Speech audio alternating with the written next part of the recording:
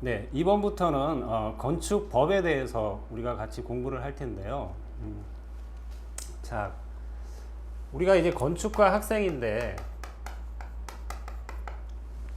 사실은 건축가가 주로 이제 공과대학에 속해 있죠. 이제 학교에 따라서는 이제 건축대학에도 속해 있고요. 자, 건축대학이든 공과대학이든 사실 우리가 어떤 기술적인 부분 또는 이제 공학적인 부분을 많이 다루는데, 사실 우리가 지금부터 배우고자 하는 건축법은 이 기술이나 공학적인 부분하고는 차이가 있죠. 그렇죠? 어떻게 보면은 인문 쪽에 더 가까울 수 있는 그런 부분인데, 자, 다른 어떤 공과대학의 다른 과들하고 다르게 건축과는 건축법에 대해서 과목도 있고, 죄송합니다. 자, 그 중요성이 굉장히 크다라는 거죠. 자, 특히나 이제 학교에서 여러분들이 건축 그 어떤 설계나 어떤 건축 계획을 배울 때는 이 건축법에 대해서 크게 신경들을 안 쓰죠. 자, 왜? 우리가 물론 이제 건축법을 과목이 있어서 배우기는 하지만 실제적으로 우리가 계획을 하거나 디자인할 때 적용은 안 하죠. 뭐 굳이 적용을 하게 되면은 그만큼 이제 제약되는 폭이 많아지기 때문에 디자인하는 데 있어서 많이 힘들어하는 부분이죠. 자, 하지만 우리가 이 부분을 배울 수밖에 없는 게, 여러분들이 예를 들어서 졸업하고 실제 실무에 들어가게 되면은 이 건축법의 중요성이 어마어마하다는 거죠. 자, 어떤 이유에서 이게 중요하냐면은, 자, 우리가 어떤 주어진 부지에 대지라고 하셔도 되는데요. 예를 들어서 도로가 있고, 자, 이 땅에 이제 설계를 하게 되는데, 여러분들이 일반적으로 학교에서 배웠던 건축 계획이나 건축 디자인을 하게 돼서 여기 이제 마음껏 건물을 안 치고 모양도 예쁘게 하고 설계를 하죠. 자, 마음껏 할 수는 있지만 실무에서는 법의 테두리 안에서 또는 법의 제약 안에서 해야 된다는 거죠. 여러분들이 아무리 건물을 디자인을 잘하고 모양이 예쁘고 굉장히 유니크하고 독특하고 획기적인 그러한 디자인을 할지언정 법의 테두리 안에서 하지 않는다면, 즉 법에 맞지가 않는다면 실무에서는 여러분들이 계획하고 디자인한 거를 지을 수가 없다는 거예요. 쉽게 얘기해서 이 건물을 짓겠다고 관청에 허가를 신청을 했을 때 허가가 안 된다는 거죠. 결국은 여러분들이 아무리 디자인을 잘할지언정 어떤 무용지물이 되는 거죠. 쓸데없는 짓을 한 거죠. 자, 그래서 실무에서는 보통 어떤 건축주가 땅을 들고 와서 내 땅에 건물을 지어달라, 아니면 뭐 공공건축물이다 그러면은 이제 관에서 어떤 부지가 주어지고 여기다가 건물을 지어야 된다 그러면 먼저 법규 검토를 먼저 하죠. 그래서 건축법뿐만이 아니라 건축에 관련된 기타 여러 가지 법들을 체크를 해서 나름대로 제약을 정리를 하죠. 예를 들어서 어떤 대지안의 공지 여기까지는 건물을 요선 밖으로는 지을 수 없다라든지, 아니면은 이 부분까지는 10층이 가능하지만 이 앞부분은 9층 이하로 지어야 된다든지, 기타 여러 가지 사항들이 법규 체크를 하게 되면 나오게 된다는 거죠. 그럼 처음에 이런 제약 조건을 부지 안에 어떤 표시를 보통은 하죠. 그리고 최종적으로 이 안에서 우리가 학교에서 배웠던 어떤 디자인이라든지 기타 여러 가지 조건들을 적용을 해서 마음껏 할 수 있다는 거죠. 결국은 마음껏 디자인을 한다는 거는 요 법규 테두리 안에서 해야 된다는 거죠. 자, 그러다 보니까 다른 어떤 공과대학 내에서의 다른 과에서의 어떤 법규적인 사항을 적용하는 것보다 건축과에서는 이 건축법을 적용한다는 게, 그리고 건축법을 배울 수밖에 없다라는 거죠. 자, 물론 이제 학생 신분에서는 이 부분이 굉장히 중요하지 않게 지금은 여겨지기는 할 거예요. 하지만 실제 실무, 어떤 설계사무소를 다닌다든지 건설 회사를 다닌다든지 어쨌든 졸업하고 나서는 이런 건축법 뿐만이 아니라 뭐 주차장법, 그 다음에 뭐 국계법 같은 부분들이 굉장히 중요하고 이제 피부에 와 닿게 된다는 거죠. 자, 이런 부분들이 우리가 건축법을 배워야 되는 이유이기도 하죠.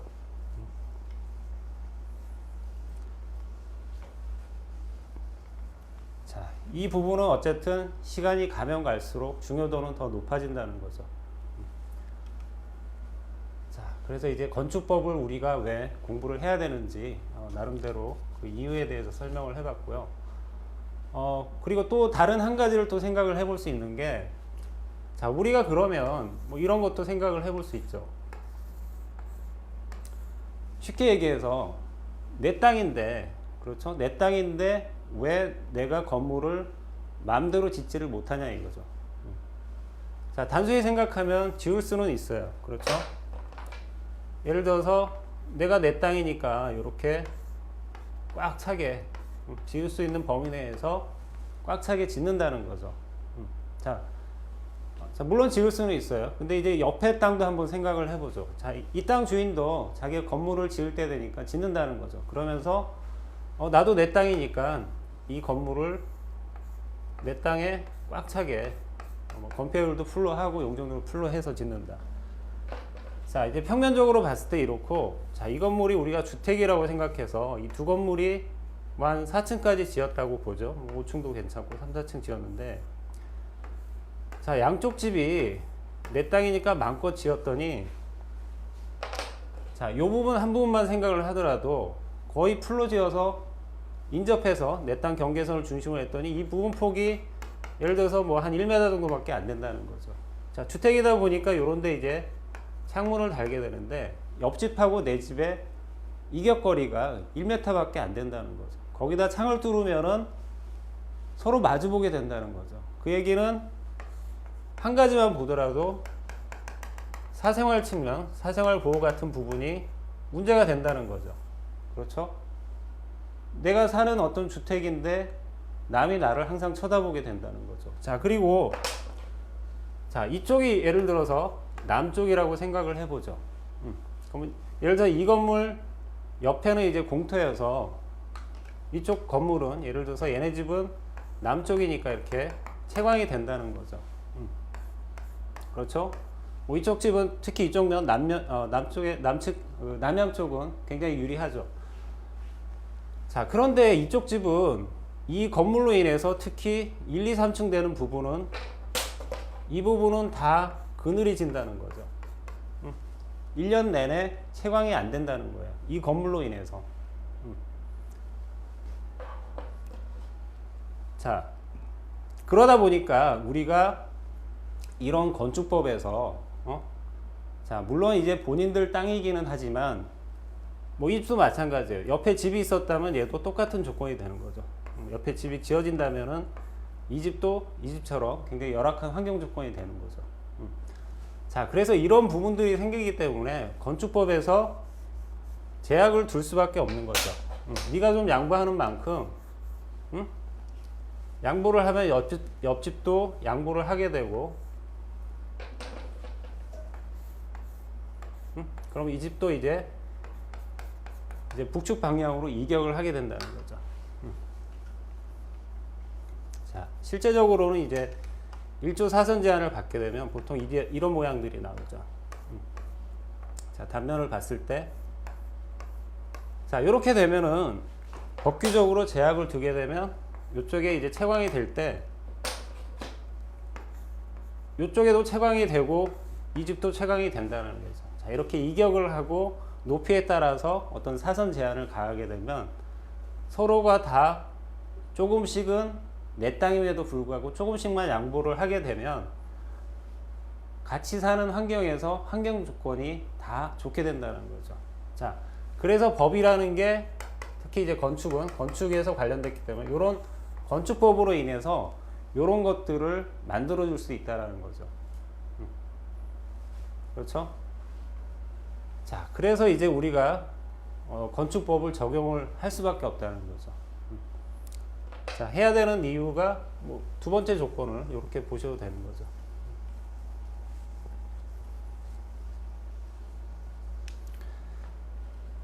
자, 그러면 이제 우리가 건축법을 배우는데 법이라는 것 자체가 사실 건축법만 있는 게 아니죠. 굉장히 많은 분야에 그 분야에 맞는 법들이 있는데 특히 건축 쪽에서는 건축법이 가장 기본이 되는 거죠. 자, 우리가 건축법이든 아니든 다른 법이든 기본적으로 법의 체계는 다 똑같다라는 거죠. 자, 우리가 그 법의 체계를 이해하고 아니면 어떤 용어의 정의라든지 그런 부분들을 이해를 해야만이 법 조항이 나왔을 때 그 본문 내용이라든지 그런 거를 읽어봤을 때 그 취지가 무엇인지 아니면 적용을 해야 되는 범위가 어느 정도인지 판가름을 할 수 있는데, 자, 일반적으로 법의 체계는 그 위계가 있어요. 그러니까 가장 상위법으로 이제 헌법이 있고요. 우리 헌법은 이제 학교 다닐 때 많이 언급이 됐던 부분이죠. 가장 상위법이죠. 어떻게 보면 법에 있어서 최상위법이죠. 자, 그 밑에 우리가 얘기하는 법 또는 법률이라는 것들이 있죠. 자, 이 부분은 이제 각각의 분야에 관련된 법들이 되게 많아요. 자, 우리가 건축 쪽에 관련해서는 건축법이 있고요. 그 다음에 주차장 부분에 관련해서는 주차장법이 있고, 예를 들어서 병원 의사들 같은 경우는 뭐 의료법이 또 있어요. 그렇죠? 뭐 근로자법도 있고, 여러분들 뭐 아르바이트 하게 되면 근로기준법 이런 거에 기준해서 뭐 노동계약 사항이라든지 그런 걸 확인할 수 있는데, 이런 법들이 부지기수로 많다라는 거죠. 자, 그럼 이제 분야별로 법들이 있고요. 법 밑에는 이제 시행령이라 그래서 영이라는 부분이 있어요. 이거는 쉽게 얘기해서 대통령령이라는 거죠.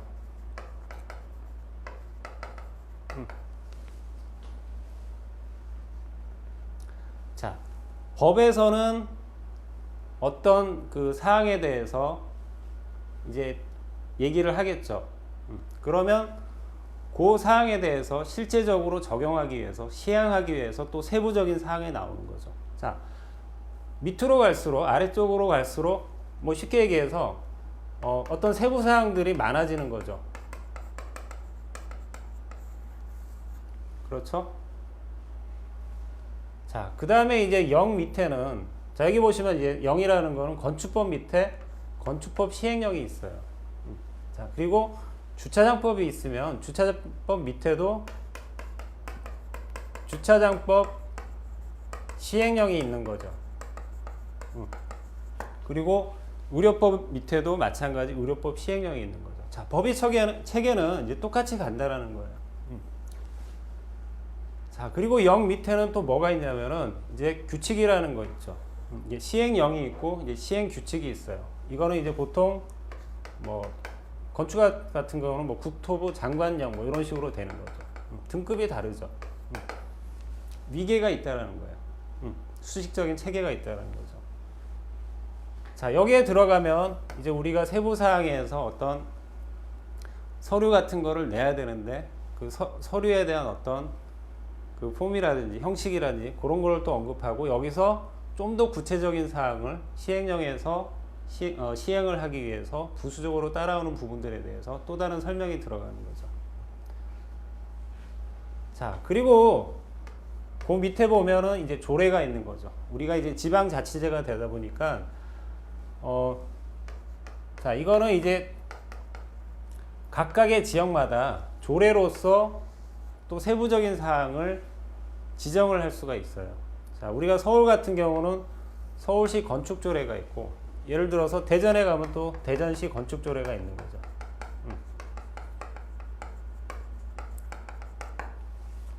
자, 그래서 법이 체계는 건축법뿐만이 아니라 모든 법이 기본적으로 이런 수직적인 위계를 지니고 있다는 거죠. 자, 법은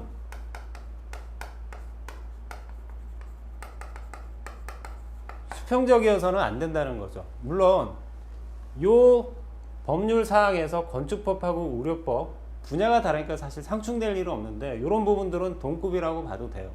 하지만 이 건축법 내에서 그 밑에 건축법 시행령이 있고 시행규칙이 있고 건축조례가 있고, 이런 상황에서는 수직적일 수밖에 없다라는 거죠. 자, 수직적이라는 거는, 자, 위쪽이 쉽게 얘기해서 상위법이고 아래쪽으로 갈수록 하위법이에요. 자, 이 얘기는 어떤 얘기냐면은, 그 하위법의 어떤 내용이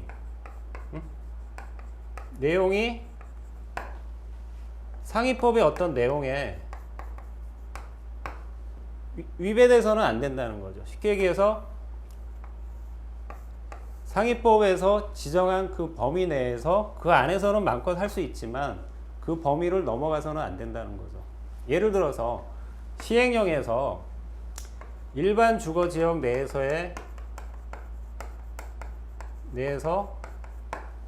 건폐율은, 물론 나중에 이제 건폐율에 대해서 우리가 구체적으로 공부를 하겠지만 40에서 60% 이내로 한다. 이런 이제 문구가 있다라는 거죠. 시행령에서. 자, 그런데 그 밑에 이제 어떻게 보면 하위법인데, 서울시 건축조례에서 자, 이 사항을 무시를 하고, 자, 우리 서울이라는 동네에서는 우리 모 지역 건폐율은 자, 50에서 70%로 하겠다. 자, 여기 보면은 상위법에서는 40에서 60% 이내로 한다고 그랬는데, 건폐율은 50에서 70%로 하겠다. 아니면 일반 주거지역은 그냥 70%로 하겠다. 이게 안 된다라는 얘기예요. 자, 70%가 이미 40에서 60 범위를 넘어갔다는 거죠. 자, 그래서 중요한 거는 하위 법규 내용은 상위 법규에 위배돼서는 안 된다. 즉, 헌법에서 지정한 내용이 있으면 그 밑에 법들은 그걸 기준으로 해서 그 안에서 맞춰간다는 거죠. 그게 밑으로 내려가면 내려갈수록 물론 세부적으로 나열은 되지만 그 나열이 되는 내용이 상위법의 범위를 넘어가서는 안 된다는 거죠. 자, 가끔 가다가 그런 부분들이 생기죠. 모 법에서 얘기를 했던 게 그 내용이 과연 헌법에서 얘기한 그 내용을 벗어나느냐 안 벗어나느냐. 그래서 가끔씩 이제 헌법 내용에 위배가 되는지 안 되는지 어떤 청구 소송 같은 거를 하죠. 그래서 뭐 헌법재판소에서 나름대로 판단을 하는 거죠.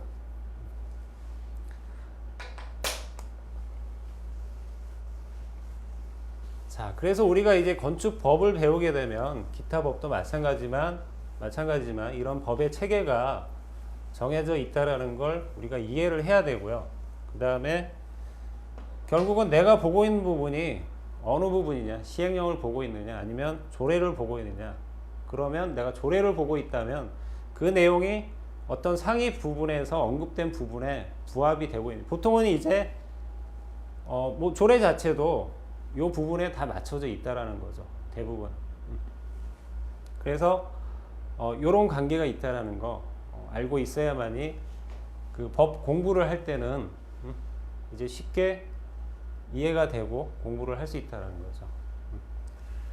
자, 뭐 위에서 우리가 얘기를 했지만, 자, 건축 전공이라면은 가장 많이 보는 게 이제 건축법이고요. 그리고 대부분 그 건물을 설계를 하게 되면 그 나머지 부지, 뭐 지상 주차도 가능하고 뭐 땅 파서 지하 주차가 가능한데, 그런 주차 관련해서는 또 주차장법을 확인하게 되죠. 그래서 우리가 이 두 가지를 많이 보고요. 또 하나 이제 국계법이라고 그래서, 자, 이거는 우리가 엄밀히 얘기하면 이 법 그 용어가 좀 길어요. 국토의 계획 및 이용에 관한 법률. 자, 이렇게 길다 보니까 우리가 그냥 좀 줄여서 얘기를 하는 거죠. 하지만 원래 법 그 영은 이름은 국토의 계획 및 이용에 관한 법률인데 우리는 이제 통상적으로 이렇게 국계법이라고 좀 줄여서 얘기를 하는 거죠. 자, 요 세 가지 법을 가장 많이 보게 되고, 그리고 추가적으로 우리가 공동주택, 그쵸? 우리가 이제 설계를 하다 보면 이제 아파트 공동주택도 많이 하게 되는데, 자, 이런 아파트에 들어가면은 건축법이 아니라 보통 20세대, 그렇죠? 세대수가 20세대가 넘어가게 되면 이제 요거에 관련돼서 이제 또 주택법이라는 게 있어요. 그래서 통상적으로 요런 법, 요런 법, 그 다음 주차장법, 건축법, 요런 부분들을 많이 보게 되죠. 자, 그래서 우리가 이제 이 건축 관련 법규이기 때문에 기본적으로는 이제 건축법에 대해서 배우지만 뒤에 가서는 이제 주차장법하고 어떤 국계법에 대해서 개략적으로 같이 공부를 하게 될 거예요. 자, 그래서 이제 법이 체계 좀 이해하시고요. 우리가 이제 주로 공부하는 게 어떤 법이 있는지 같이 파악을 해 두시면 되겠습니다. 자, 이렇게 해서 법이 체계 살펴봤고요. 그 다음에 우리 법이 용어에 대해서 또 이제 좀 생각을 해볼 필요가 있는데, 자, 여러분들이 건축법을 뭐 첫 페이지를 이렇게 펼쳐 보시면은 그 구성이 있어요. 자, 뭐 이게 샘플이라고 볼 수 있는데요. 자, 건축법의 제2조 정의에 보면 이렇게 1항이라고 표시되어 있는 기호가 있는데, 이 법에서 사용하는 용어는 어쩌지 한다 이렇게 나와 있죠. 그리고 그 밑에 숫자 1에다가 점 찍고 이제 대지란 무엇이다 이렇게 설명이 되는 게 있죠. 자, 그래서 우리가 아까 법의 체계가 있듯이 법 조항도 보면 이제 몇 조 몇 조라고 하는 부분이 있고 그 밑에 항이라는 게 있죠. 그래서 이 부분 표시는 뭐 1항, 2항, 3항 이런 식으로 되는 거죠. 그리고 그 밑에 이제 각 호라 그래서 1항 밑에 뭐 1호는 뭐 2호는 뭐 이런 식으로 나열이 되죠. 그리고 몇 조 몇 항, 2항의 또 밑에도 다시 1호, 2호, 뭐 3호 이런 식으로 필요하다면 밑으로 계속 나열이 되는 거죠. 자, 그래서 우리가 건축법 내용을 살펴보면 기본적으로 이런 구성으로 되어 있다라는 거죠. 자, 다른 법도 마찬가지예요. 어떤 기본 형식이죠. 그래서 뭐 1조, 제1조, 자, 이런 게 이제 조고요. 이렇게 숫자로 표시되어 있는 게 항이라는 거예요. 항이라는 거고요. 그 다음에 그 밑에가 이제 호라는 거죠.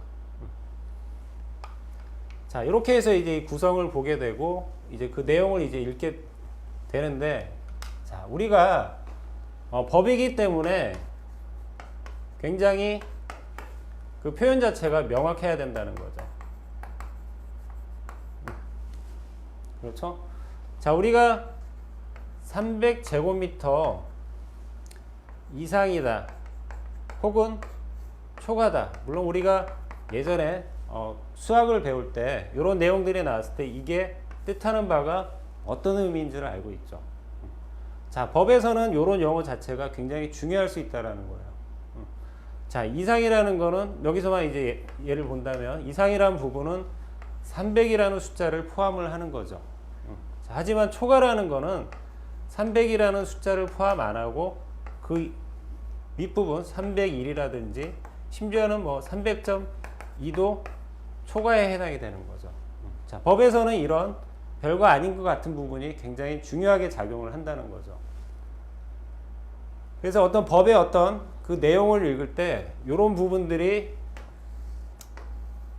정확히 이제 구분이 되고, 자, 요게 각각이 어떤 의미가 있는지 알고 있어야만이 그 문구를 봤을 때 정확히 해석을 할 수 있다는 거죠. 자, 실질적으로 법이라는 게 명확한 것 같지만 그 상황을 적용을 하다 보면 굉장히 애매한 부분들이 많아요. 특히 이제 건축법 같은 경우는 물론 이제 문구가 나와 있지만 그 문구가 우리가 실제 어떤 설계를 할 때 모든 상황에 다 적용이 되는 건 아니에요. 자, 그 경우에 따라서 어떤 문구 하나가 다 설명을 할 수 없다라는 거죠. 그러면 그 문구의 어떤 취지라든지 그 내용을 기준으로 해서 그 상황에 맞게끔 해석을 해야 되는 부분이 있는데, 자, 이런 해석상에서 애매할 수 있는 부분들이 나오는 거죠. 그거는 우리가 일반적인 민사나 어떤 형사에서 보면 변호사들끼리 아니면 변호사하고 검사가 똑같은 상황에 대해서 얘는 A라고 해석을 하고 B는 아니다. 검사는 이제 B라고 해석을 하고 그런 부분들이 생긴다는 거죠. 어떤 단어 하나 때문에 아니면 똑같은 상황인데 보는 관점에 따라서 달리 해석이 될 수도 있다는 거죠.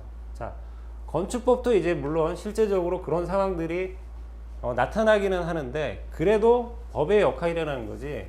자, 법마저 없다면은 이 상황은 이제 굉장히 어떤 기준점이 없는 거죠. 그렇죠? 내 마음대로 해석을 할 수 있다는 거예요. 그렇죠? 내 마음껏. 하지만 법이라는 게 어떤 문구를 둠으로 인해서 이런 상황에 대해서 그나마 어떤 기준을 제공을 해줄 수 있다는 거죠. 자, 목적은 이제 기본적으로 명확성을 추구를 하지만 실질적으로는 애매할 수가 있어요. 자, 그래서 이런 용어 자체들이 하나하나에 대해서 나름대로 정의가 안 내려져 있다면 좀 더 혼란을 가중시키겠죠. 자, 우리가 일반적으로 쓰는 이런 단어들이 법에서는 정확히 어떤 의미인지 알고 있어야 된다는 거죠. 그래서 우리가 아까 초과 미만, 이상 이하는 어느 정도 알고 있고요. 그 다음에 및 또는 내지, 그다음에 각호, 뭐 적용한다, 준용한다, 이런 문구들이 나타난다는 거죠. 자, 그래서 요 부분들에 대해서 조금 이제 좀 더 추가적인 설명을 하고 이해를 해보도록 하겠습니다.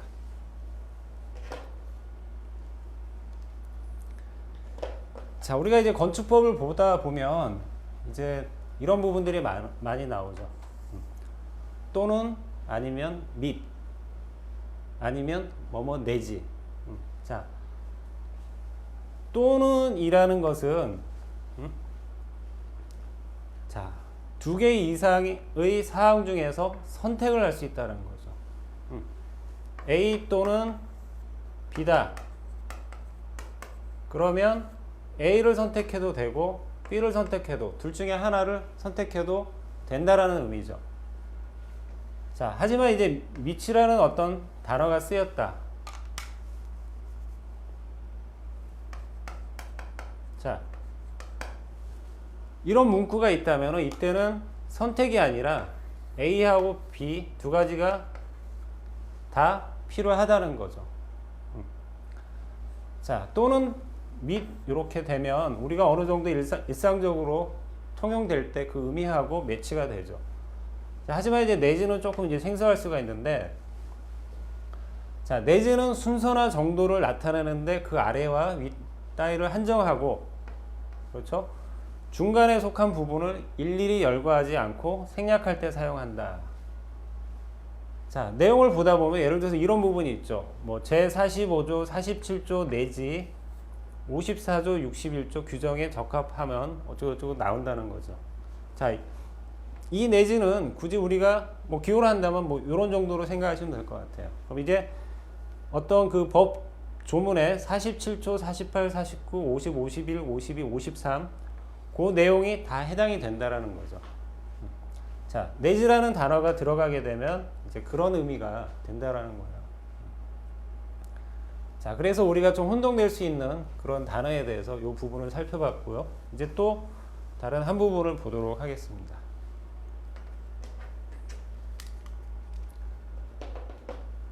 자, 앞부분에서 이제 언급이 됐던 부분인데요. 자, 이상, 이하, 초과, 미만. 자, 이 부분은 여러분이 좀 일반적으로 알고 있는 부분인데, 뭐 다시 한번 정리되어 있는 걸 보면은 이상, 이하는 그 기준점을 포함한다는 거죠. 그렇죠? 아까 300제곱미터 이상이다 그러면 300이라는 숫자, 기준점을 포함을 한다는 거죠. 300 이하도 마찬가지고요. 그보다 많거나 적음을 표시한다. 자, 하지만 초과 미만은 기준점을 포함하지 않고, 그렇죠? 300이라는 숫자를 빼고 그 위거나 아니면 그 밑이 된다는 거죠. 그보다 많거나 적음을 표시한다. 자, 여기서 연면적 300제곱미터 이상이라면은 300부터 시작이 되는 거죠. 그렇죠?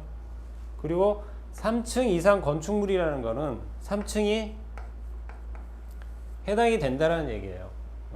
하지만 연면적 661제곱미터 초과를 한다는 거는 661이라는 숫자가 해당이 안 된다는 얘기죠. 662는 된다라는 얘기예요. 해당이 된다는 얘기고, 3층 미만의 건축물이라는 얘기는 예를 들어서 1층이나 2층은 해당이 되지만 3층은 미만이라고 표현이 되어 있기 때문에 해당이 안 된다는 거죠. 그렇죠? 자, 그래서 이상, 이하, 초과, 미만은 뭐 우리가 쉽게 이해를 할 수 있는 부분이죠. 하지만 개 중에는 요거를 아직까지 잘 이해를 못하는 이제 학생들도 있을 수 있어요. 자, 법에서는 그렇게 대충 넘어갈 수 없다라는 거죠. 그래서 이런 용어에 대해서도 정확히 의미 파악을 하고 있어야 된다는 거죠.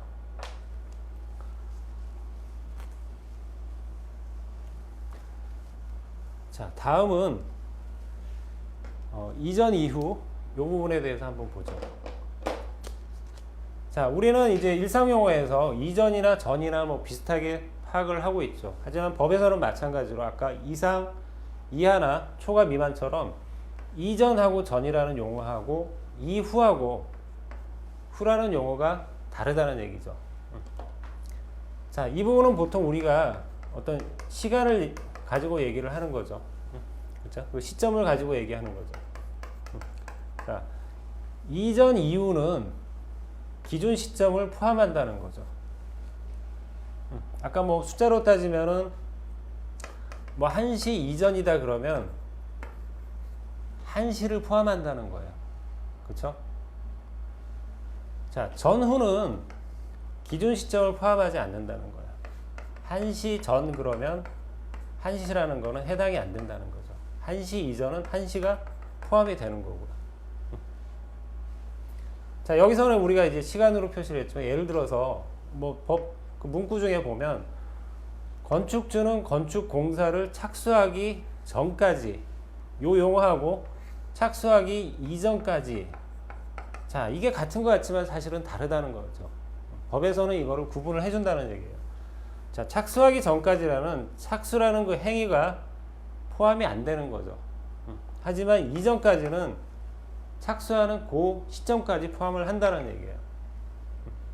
자, 그래서 이전 전하고 이후 후하고도 차이가 있다는 거 알아두실 필요가 있고요. 자, 그 다음에 이제 적용 준용이라는 거 있는데, 자, 요거는 단순히 생각해 보면 적용은 자, 뭐뭐 해야 된다 이런 게 10가지가 있다면 요걸 그대로 적용을 해야 된다는 거예요. 자, 준용은 자, 10가지 중에 한 7, 8가지만 해도 된다라는 얘기예요. 자, 그래서 적용하고 준용도 언뜻 생각하기에는 굉장히 유사한 것 같지만 그 차이가 분명히 있다라는 거죠.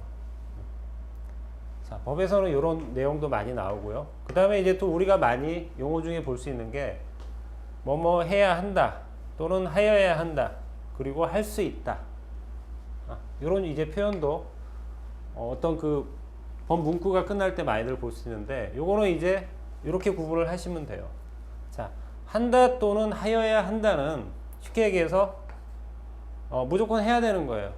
그냥 한다라고 보시면 돼요. 요거는. 자, 하지만 할 수 있다는 해도 되고 안 해도 된다는 의미예요. 그러니까 뭐 선택이 되는 거죠. 요거는 이제 필수가 되는 거고, 그렇죠? 요거는 이제 내가 선택해서 해도 되고 안 해도 된다는 거죠. 안 했다고 크게 문제가 되는 것도 아니라는 거죠.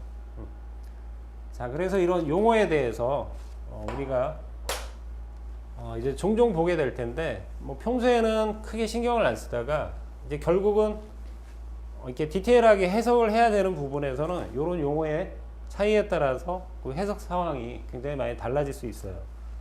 그러다 보니까 이런 용어에 대해서도 명확한 의미를 가지고 있어야만 된다는 거죠.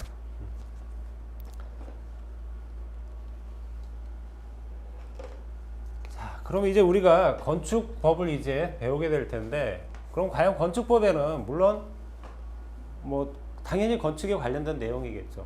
근데 그 구성이 전반적으로 어떻게 되어 있는지 이제 한번 볼 필요가 있겠죠. 뭐 단순히 얘기해서 뭐 목차라고 보셔도 되는데,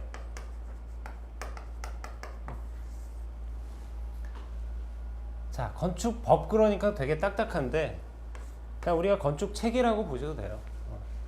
자, 건축 어떤 법, 아니면 이제 그 관련 책이라고 보죠. 이런 책 내용의 목차를 보면 이런 내용들이 있다라는 거죠. 자, 처음에 보면 이제 총칙이 있는데, 뭐 앞부분에서 잠깐 언급됐던 과연 건축법을 하는 이유가 뭐냐, 목적에 대해서 나오고, 그 다음에 이제 어떤 용어들의 정의가 나오죠.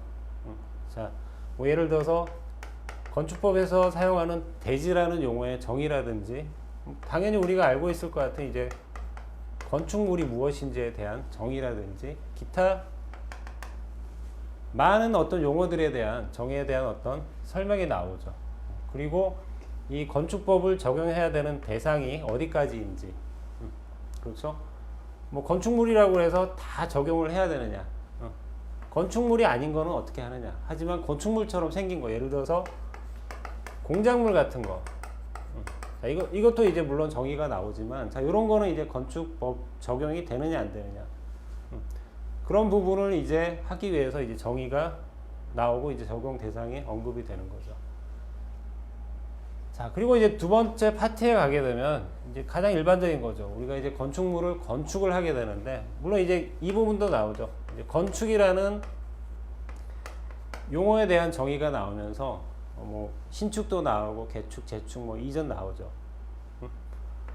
그렇죠? 그럼 이제 건축 행위를 하게 되면은 신고도 해야 되고 이제 허가도 해야 되는데, 그런 내용은 어떻게 되느냐.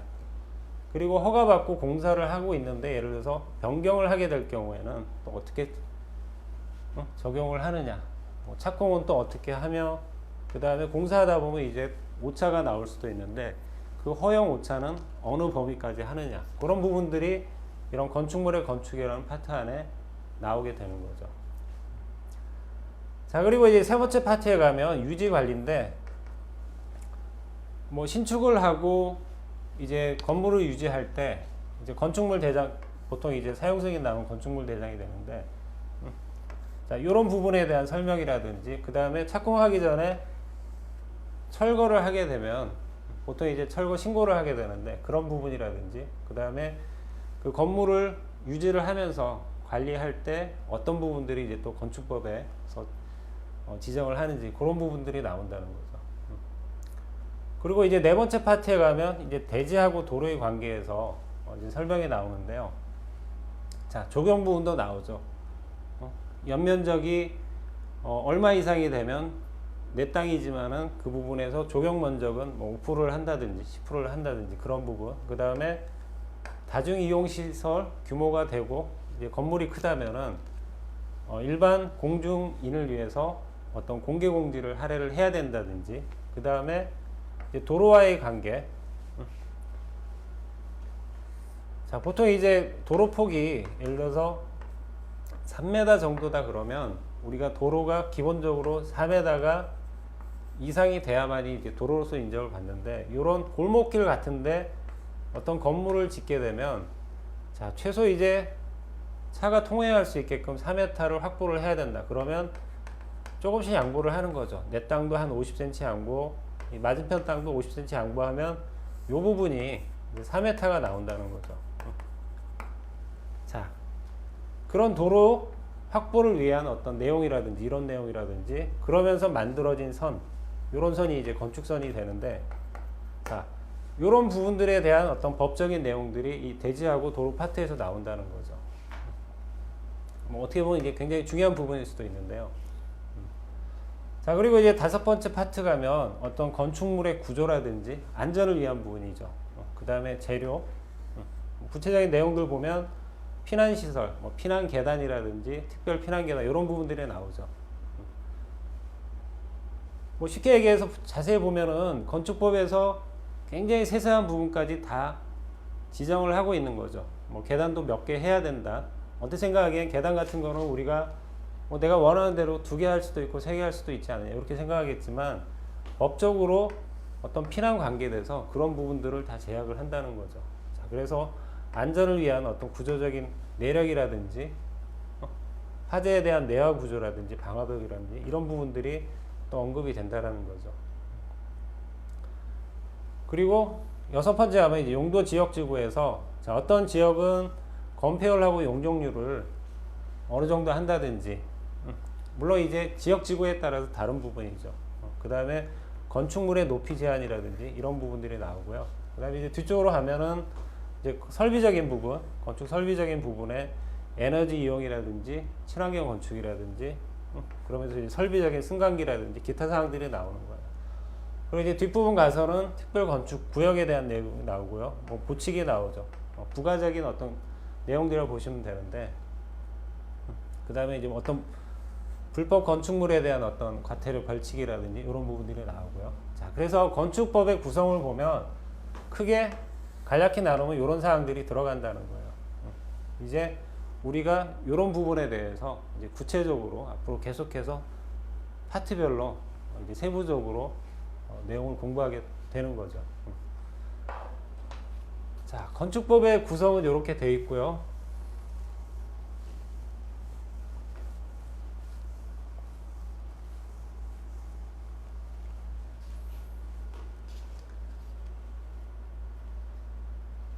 그리고 이제 그림이 잘 보이실지 모르겠지만 우리가 본격적으로 그 조항을 구성 내용을 파악하기 전에 실무 사례를 이제 한번 보게 되면 자 이게 여러분들 나중에 교재를 확인해 보시면 되겠는데 이게 어떤 거냐면은 토지 이용 계획 확인원이라는 거예요.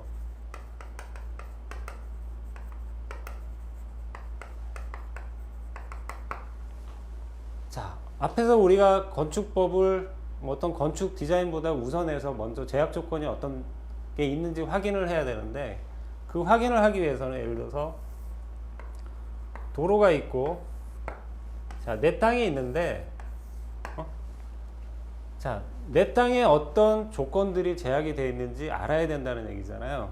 그러면 내 땅에 예를 들어서 어떤 사항들이 지역지구가 무엇인지 뭐 단순히 얘기하면 모양새가 정확히 어떻게 되는지 면적은 어떻게 되는지 그런 부분들을 확인할 필요가 있는데 그거를 확인하기 위해서는 토지 이용 계획 확인원이라는 서류를 먼저 떼봐야 된다는 거죠. 자, 그런데 예전에는 다 이제 뭐 관청에 가서 서류를 뗐었는데 지금은 인터넷에서 다 확인이 되죠. 그래서 토지 이용 계획 확인원 열람이라는 걸 치면은 뭐 주소만 치면은 여기 뭐 예를 들어 서울 뭐 무슨구 무슨동 뭐 지번만 치면은 그 밑에 뭐 내 땅이면은 내 땅의 어떤 지적도가 나오고 그 다음에 그 토지에 대한 어떤 상황들이 나오는 거죠. 자, 여기 보면 자, 면적이 나오고요. 심지어는 이제 개별 공시지가 땅값도 나온다는 거죠. 자, 근데 우리가 이제 건축법 법규를 검토하기 위해서는 요거를 이제 확인을 하는데 우리가 이제 필요한 부분은 그거죠. 물론 이제 면적도 중요하고 땅 모양도 중요하고요. 그 다음에 지역지구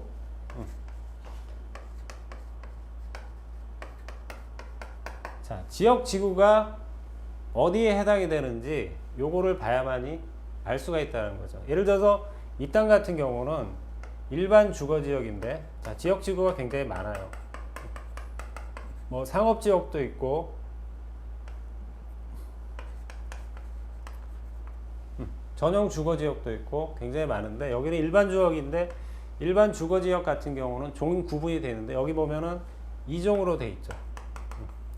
자, 그리고 지구는 봤더니 뭐 특별한 건 없고요. 보통 뭐 우리가 지구 보면 가끔 가다가 미관 지구에 해당되는 그런 땅도 있고 아니면 역사 지구에 해당되는 그런 땅도 있다라는 거죠.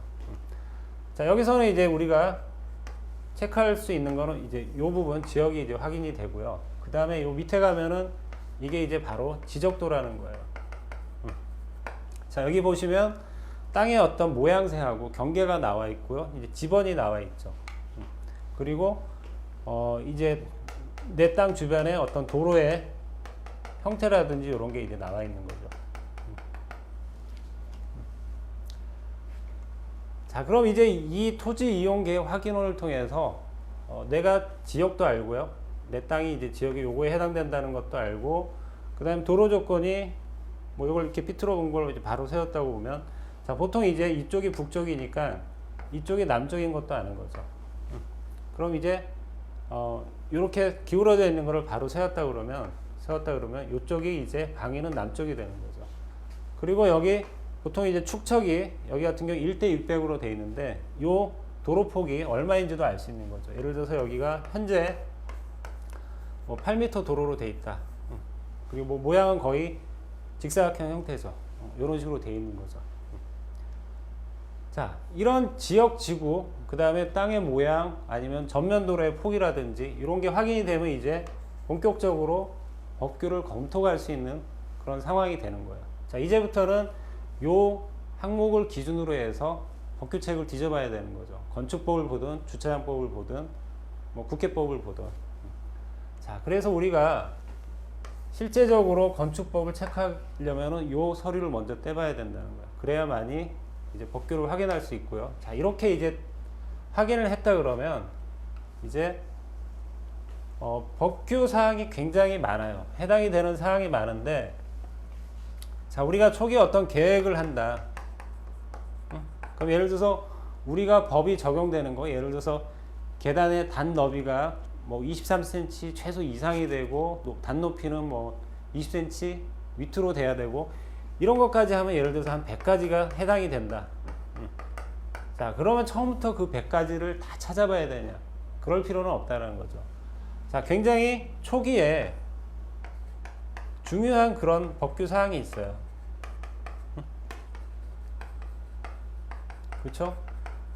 자, 예를 들어서 그런 부분들이죠. 체크하다 보니까 여기는 충수가 7층 이상은 안 된다.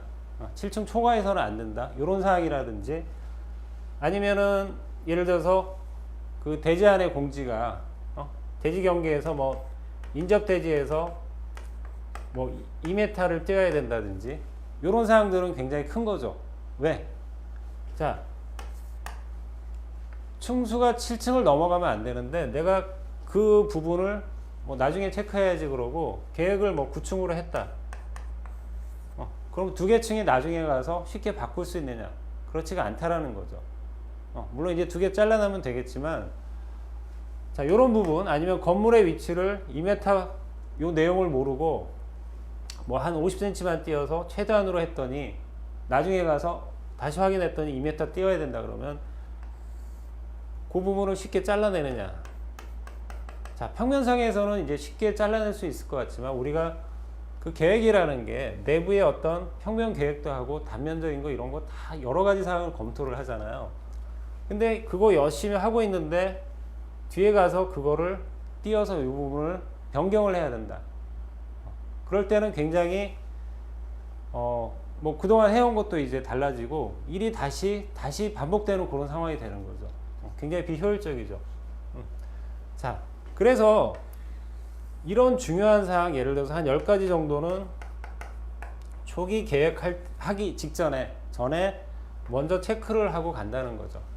그러면 예를 들어서 나머지 굉장히 많은 부분, 어떤 계단의 단 높이라든지 어떤 난간의 뭐 높이라든지 기타 막 어떻게 보면 소소한 것들은 이 큰 테두리 안에서 부분적으로 그때그때 수정을 할 수 있다는 거죠. 하지만 어떤 중요한 법규사항 처음에 그 부분이 검토가 안 되고 그냥 가게 되면 나중에 큰일이 난다는 거죠. 자, 그럼 이제 우리가 보통 일반적으로 그런 중요한 부분이 어떤 부분이 있냐면은 한번 살펴보도록 하죠.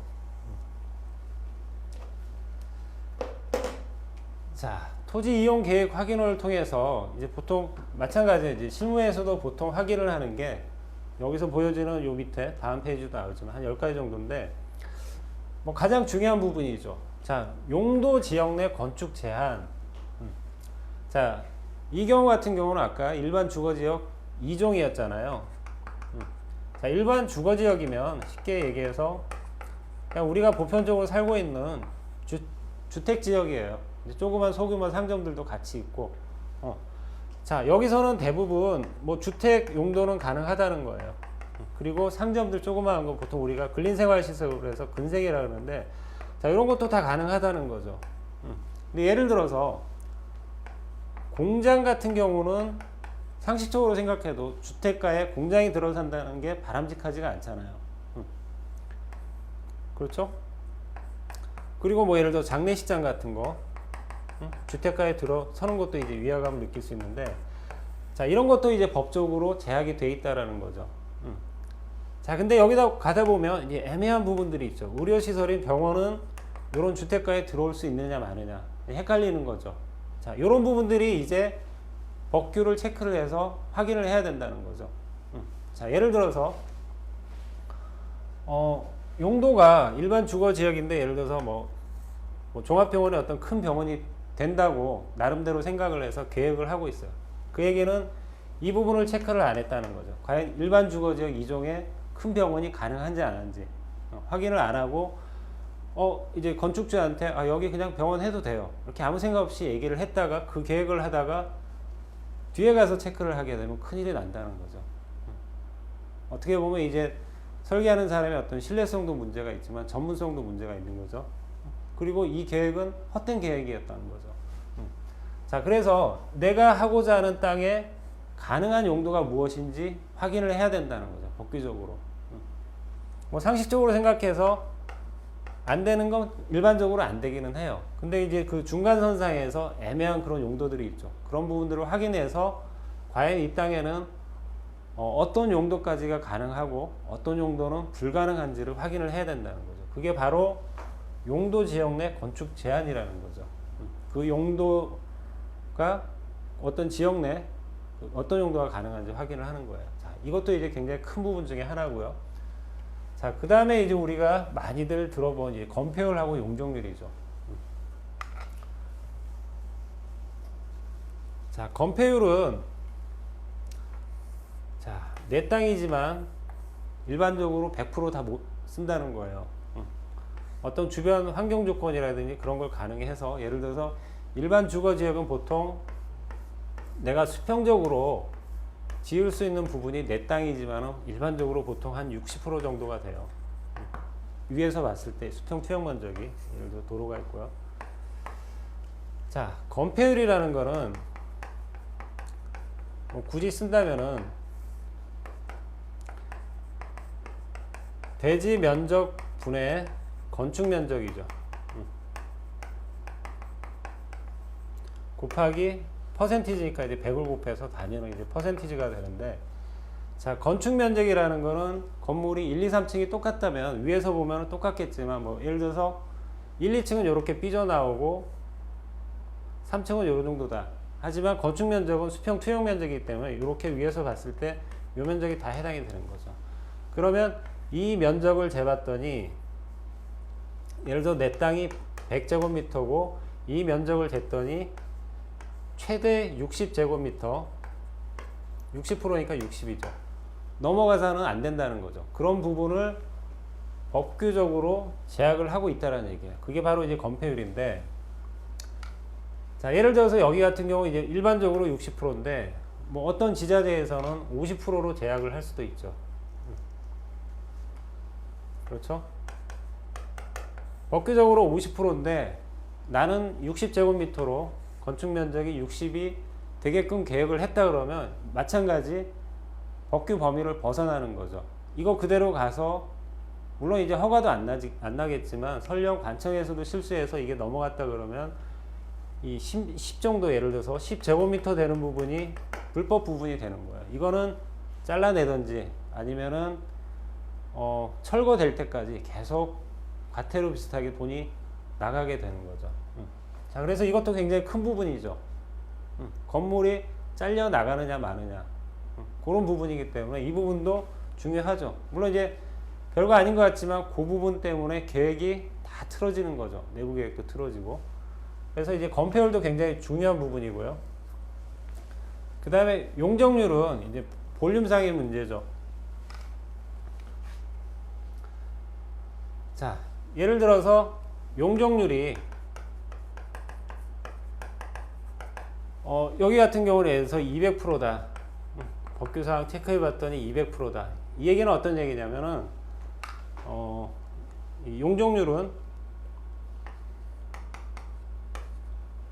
대지 면적 중에 지상층, 바닥 면적의 합이에요. 자, 건물을 단면에서 보면, 뭐 지하층도 있고 지상층도 있을 수 있는데, 요 각 층의 바닥 면적을 다 더한 게 연면적이죠. 하지만 용적률은 지하에 들어간 부분은 집어넣지 않는다는 거죠. 용적률은 결국 그 외부의 지상에 노출된 부분만 가지고 얘기를 하는 거죠. 지하는 사실 뭐 상관이 없잖아요.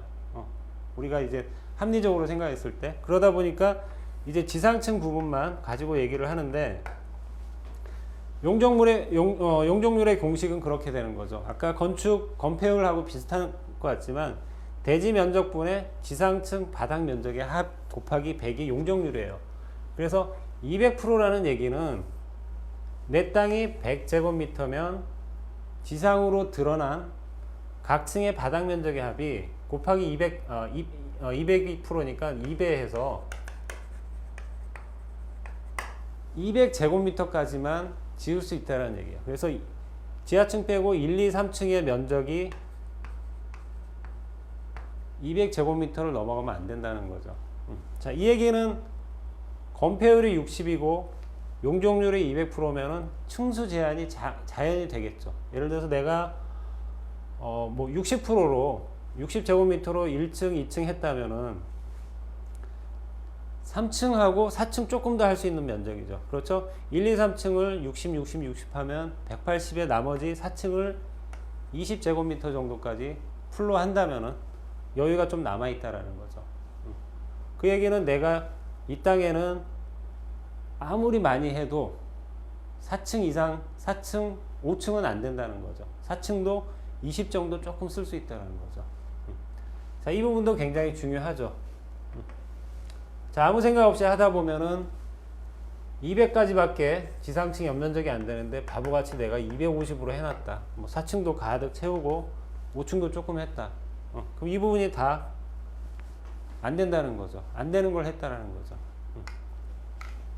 자, 그래서 이제 건폐율 용적률도 굉장히 중요한 요소고요. 자, 그 다음에 이제 층수 제한도 지역별로 나눠져 있다는 거죠. 보통 이제 서울시의 일반 주거 지역은 12층까지 이제 가능하다고 돼 있는데, 자, 이런 부분을 모르고 내가 여기는 용도도 맞추고 건폐율 용적률 했더니 여유치가 있는 거야. 그래서 아무 생각 없이 15층에도 용적률 내 들어가니까 15층으로 했다. 그럼 마찬가지 안 된다는 거죠. 나머지 3층을 날려버려야 된다는 거죠.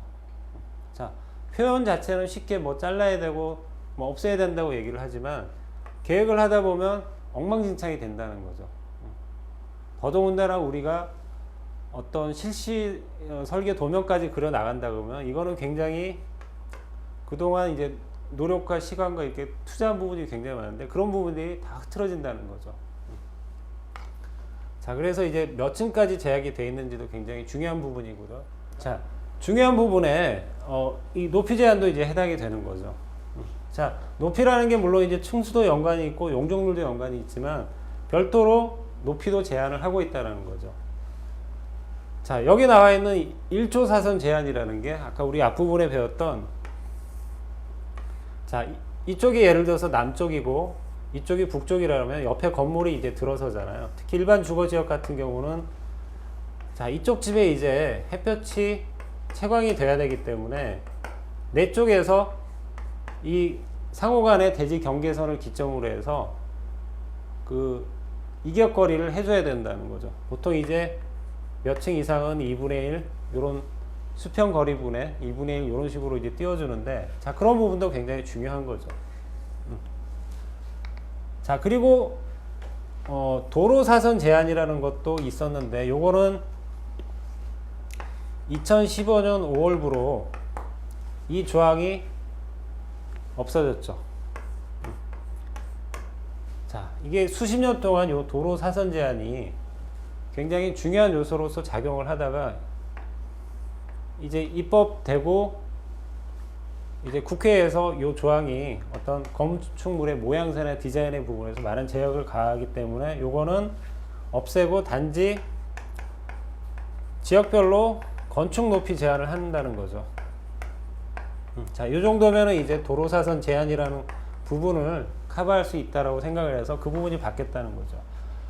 자, 예전에 어떤 도로사선 제한이 아니더라도 이제 지역별로 건축물 높이 제한이 있다는 거죠. 예를 들어서 우리가 알고 있는 그 서초에 가면 테헤란로 큰 도로가 있죠. 자, 이 도로 양옆에 있는 건축물들은 예를 들어서 높이 뭐 80m 이내로 한다. 이런 식으로 지역별 내 높이가 정해져 있다는 거죠. 그럼 이제 도로사선을 적용 안 하고 내 건물 높이는 요 높이 이하로만 하면 된다는 거죠. 자, 그것도 일종의 높이 제한이 되는 거죠. 자, 이 부분도 굉장히 중요한 요소 중에 하나라는 거죠. 자, 그리고 이제 대지안의 공지라는 것도 있는데, 자, 이 땅에서 해당이 될 수도 있고 해당이 안 될 수도 있는데, 될 수도 있고 안 될 수도 있기 때문에 법규 체크를 해봐야 된다는 거죠. 자, 보통 내 땅하고 내 부지가 있고 옆에 이제 다른 사람들 땅이 있는데 그 상호 대지 간의 경계선은 우리가 보통 인접대지 경계선이라고 그래요. 뭐 말뜻 그대로죠. 대지 경계선인데 서로 인접해 있다는 거죠. 자, 반면에 이제 도로하고 접해 있는 내 땅의 경계선은 이제 도로 경계선이라고 하는 거죠.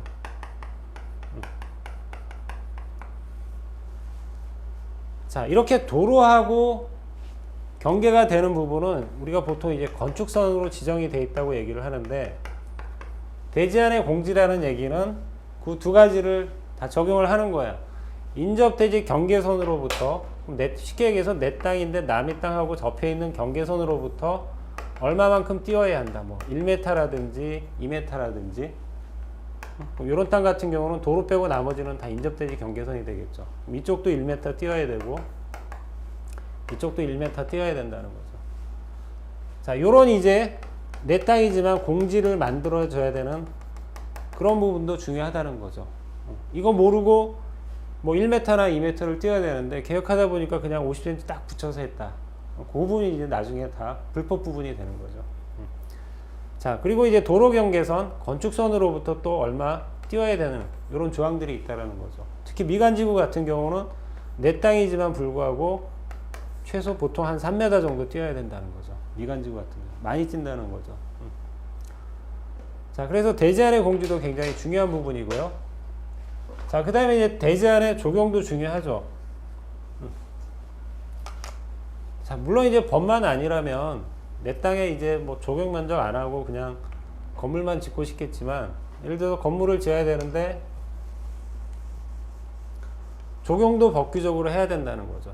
보통은 내 건물의 연면적이 뭐 1000이냐 2000제곱미터냐 아니면 그 이상이냐에 따라서 다르죠. 그럼 이제 보통 대지 면적의 5%를 한다든지 7% 한다든지 많으면 뭐 한 10%도 한다든지 이런 식으로 그 법규적으로 나오죠. 자, 이 얘기는 어떤 얘기냐면 5%라면 내 땅이 100이면은 100제곱미터면 적용 면적으로 최소 5제곱미터 정도는 식재를 해줘야 된다는 거예요. 그게 뭐 예를 들어서 이 정도 부분이 된다면 이 정도는 나무를 심어주는 아니면 이제 조경으로 해줘야 되는 그런 부분을 마련을 해야 된다는 거죠.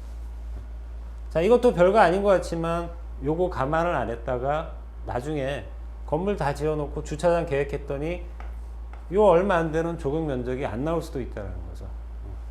자, 그래서 이런 부분들 중요하고, 자, 다음 페이지 보시면 몇 가지가 더 중요한 게 있죠. 자, 우리가 쉽게 생각할 수 있는 게 주차 대수죠.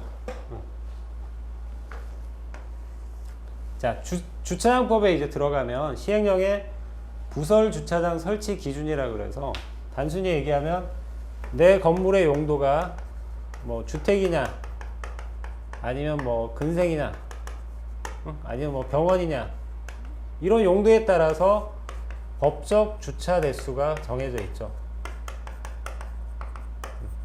자, 이 얘기는 같은 연면적, 같은 면적이어도 용도에 따라서 주차 대수는 달라질 수 있다는 얘기예요. 예를 들어서 법적으로 주택일 때는 4대면 되는데, 예를 들어 병원으로 하게 되면 뭐 10대를 해야 된다. 이렇게 달라질 수 있는 거죠. 자, 그러면 지하 주차장도 뭐 일부 해당이 되겠지만, 자주식으로 지상부에 주차장 계획을 할 때 4대냐 10대냐 차이는 굉장히 면적상에서 차이가 나죠. 자, 요 정도 되는 면적에 4대를 계획할 수 있는데, 만일에 법적으로 10대를 해야 된다 그러면 이 부분까지도 추가적으로 주차장 계획을 해야 된다는 거죠. 그럼 이제 건물 빼고 나서 나머지 좀 여유 있는 부분에 뭐 10대를 하기는 굉장히 버거울 수도 있죠. 심하면 이제 주차 타워를 해서 그 부분을 해소를 해야 될 수도 있고. 자, 그래서 이제 주차 대수가 법적으로 몇 대냐, 그것도 굉장히 중요한 요소가 된다는 거죠. 자, 그리고 이제 주차 대수와 더불어서 요즘 이제 장애인들을 많이 고려를 하는데, 자, 주차 대수의 보통 이제 한 3% 정도인데, 3% 정도는 장애인 주차장을 확보를 해야 된다는 거죠. 우리가 주차 구획하는 그 사이즈가 달라지는 거죠. 예를 들어서 조금 규모가 있는 종합병원의 법적인 주차 대수가 100대인데, 장애인 주차 대수 해줘야 되는 부분이 3%다 그러면 이 주차 라인 100개 그려놓은 것 중에 최소 3대 이상은 장애인 주차 구획을 해줘야 된다는 거죠. 자, 이런 부분도 이 주차장 관련해서 이제 중요한 부분이고요. 그 다음에 이제 건축법 시행령에 보면 이제 직통 계단 설치, 피난 계단 설치, 이런 부분도 있죠. 결국 이제 계단에 관계된 부분인데, 자, 단순히 얘기해서 내가 계획하는 그 건물에서 계단을 몇 개 둘 거냐, 그런 거를 이제 저 조항이 제약을 거는 거죠. 그래서 나는 뭐 규모가 크지 않아서 내 딴에는 여기 계단실 하나만 이제 계획을 하면 이 부분이 다 될 것 같은데, 법규를 체크했더니 계단이 2개 필요한 그런 상황이었다. 그러면 모든 게 엉망이 되는 거죠. 그렇죠? 건물 뭐 잘라내는 것도 엉망이지만 계단이 하나인 줄 알았는데 알고 봤더니 계단이 법적으로 2개를 해야 되는 거였다. 그러면 이제 내부 평면부터 시작해서 배치까지 다 달라지는 거죠. 결국 계단을 2개 둔다는 거는 기본적으로 요 2계단 사이에 복도를 내줘야 되는데, 하나였다면은 복도를 낼 필요가 없었죠. 평면상에서 복도가 생기면 또 이제 실계획이 다 달라지는 거죠.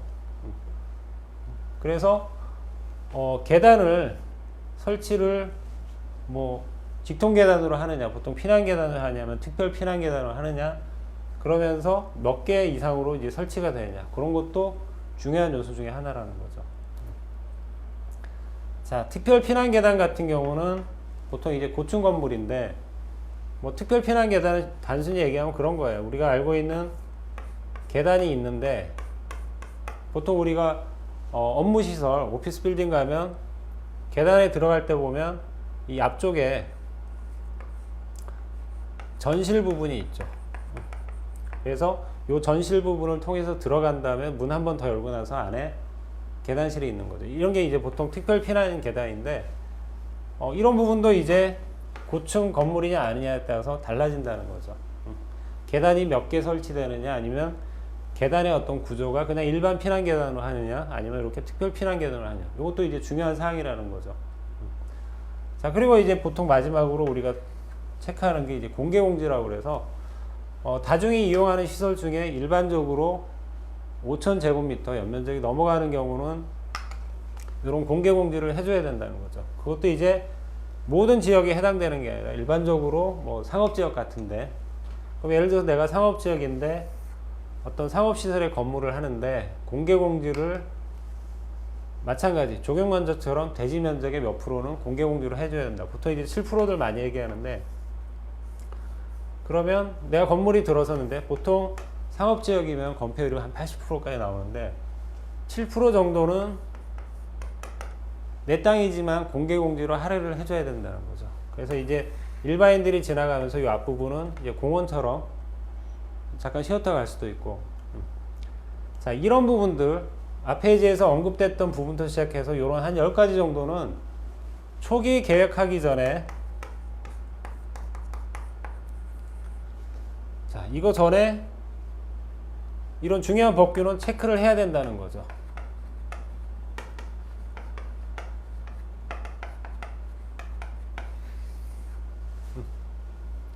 이런 사항들이 체크가 돼야만이 우리가 본격적으로 계획을 할 수 있다는 거죠. 자, 이걸 체크하기 위해서 우리가 당연히 건축법하고 관련 기타 법을 알아야 된다는 거죠. 자, 그리고 요걸 체크하기 전에는 우리가 토지 이용 계획 확인원이라는 이런 서류를 떼서 어떤 내용인지 확인을 하고 그 다음에 법규 체크가 된다는 거죠. 자, 뭐 실무에서는 이게 100%라고 생각을 하시면 돼요. 무조건 처음부터 디자인을 하는 게 아니라 실제 땅이고 실제 상황이기 때문에 법규도 이제 옛날 법규가 아니라 현행법에 맞춰서 체크를 해야 된다는 거죠. 그렇게 돼야만이 그 다음 사항으로 나갈 수가 있다는 거죠. 자, 이렇게 해서 실무 사례를 봤고요. 이제 본격적으로 건축법에 우리 구성에서 총칙부터 해서 한번 살펴보도록 하겠습니다.